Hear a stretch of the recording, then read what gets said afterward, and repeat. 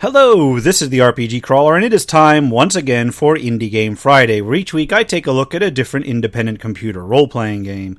This week I'm taking a look at another action game with RPG elements from a little while back. This time a bit of a 2D side-scrolling Metroidvania-style game with Souls-like elements. Unworthy. Developed and published by Alexander Kuzmanovic Games, it was released on Steam back on May 29th, 2018.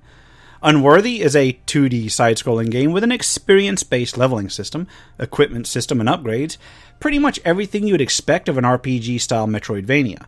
It also has some elements from Souls-like games, including a certain difficulty level, a respawn checkpoint system, and a droppable currency system, where death leaves accrued sin on your last point of death, which you can then collect by going to where you perished and reclaiming it. In that, it seeks to be one of those games that ties those two genres together, but we'll see how well it does in that regard. In terms of plot, it can be a little bit difficult to piece together, but you are apparently a warrior who has been killed, and the game begins with you struggling through a tutorial level, supposedly the land of the dead, to fight your way back to your body and revive. From there, you hack and slash your way through the land looking for who knows what.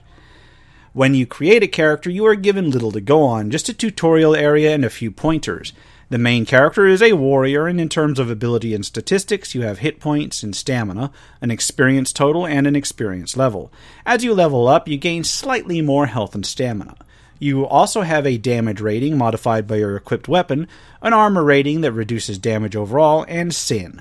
Sin drops from enemies that you kill and can be reclaimed from items called memories, and is used to purchase gear from certain NPCs and at a later point in the game to modify abilities. You have a certain number of usable items that can be assigned to quick items, including Soul Flame Essence, which heals damage over time and refreshes when you rest at a Soul Flame. As you proceed through the game, you also find relics that grant additional abilities. For instance, the map parchment unlocks the ability to check the map, and the Council Lantern lets you see in the dark. Different weapons may be purchased and switched between, and you can equip up to 5 runes that you find, which modify certain things, such as the R rune that increases base damage while increasing the stamina cost of your attacks. In terms of gameplay, combat is relatively simple. You can move either left or right, climb up or down ladders, go ahead and activate things like levers and elevators, and you can also execute a rolling dodge. During the roll, you can avoid damage, so this can be used to roll through certain enemies. When you attack, timing your attacks a certain way will execute combos. This can be helpful, but often you may wish to avoid too many consecutive attacks. For one, attacking costs stamina, and although stamina regenerates relatively rapidly, being out of stamina can leave you wide open with no ability to dodge. For another, attacking during certain enemy attacks can actually block and disrupt them, so depending on the enemy it can be useful to time your attack to block or bash through theirs. There is no jumping except as part of a jump attack that you might uncover later, and that can't really be relied upon much. Enemies, even the more regular ones, can take some getting used to deal with, and bosses require a fair bit of strategy and forethought and no small amount of luck to take on. Fortunately, when you die and respawn, you keep the earned experience that you've got so far and merely drop whatever sin that you've accrued. During play, you'll also find various bonfires, soul flames. Resting at one brands it, and you'll respawn there after death until you brand another. It'll also heal you up, restore your soul flame essence, and respawn all the non-boss enemies, much like a soulsborne style game. Graphically, the game uses a grayscale pixel art style that renders everything in stylized silhouettes. I think it looks nice, but I can certainly see where some people may find the monochrome nature of things to be a bit wearing over time. The animation, at least, is fluid enough. The music has a certain mix of foreboding themes and epic strains that seeks to mimic something you'd hear in a proper Soulsborne game, and it's almost successful at doing just that. The writing is a little bit off. I don't know whether it's because of the slightly off grasp of the English language or simply trying to present a gloomy gothic atmosphere a little bit too hard. Maybe a little bit of both. But honestly, the animation, music, and themes of the game do push a sense of ruin and despair that is common to one of the inspirational genres, the Soulsborne genre. But I think it goes a little bit too far, at least in my opinion, which somewhat distracts from the whole thing. That's not to say that the graphics and music are bad, far from it, at least if you can handle the aesthetic choices. They're quite good in that regard, just that there's this balance between beauty and oppression that really makes the overall atmosphere for games like this, and Unworthy, I think it falls just a tiny bit short in that regard. As far as gameplay goes, Unworthy seeks to draw from both Metroidvania-style play and Soulsborne-style play.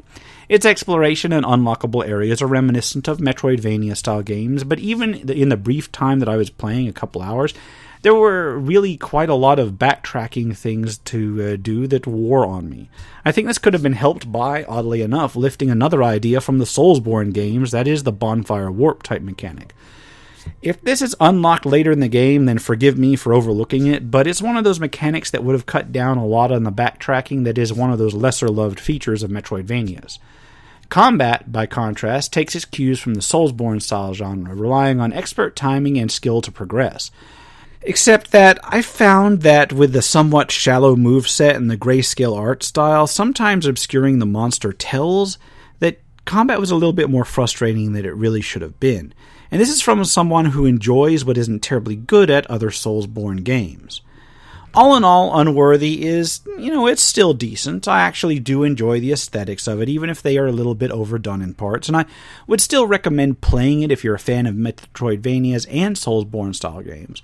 But there are better ones out there, better mixes of the two genres.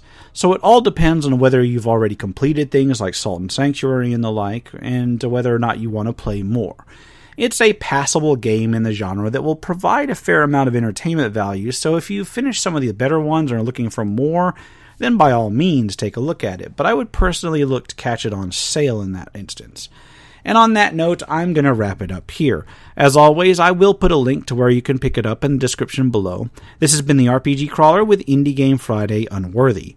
If you like what you've seen, remember to leave a like, comment if you got any feedback, and subscribe for more RPG content, both tabletop and computer. Until next time, take care and goodbye. And if you're still watching this far, I'd like to take a moment to thank those who have supported this channel via Patreon or direct donations throughout the years, without which this channel could not have lasted as long as it has. For those who are feeling particularly generous, you can still support my work through Patreon and now through Subscribestar as well, through the links in the description below.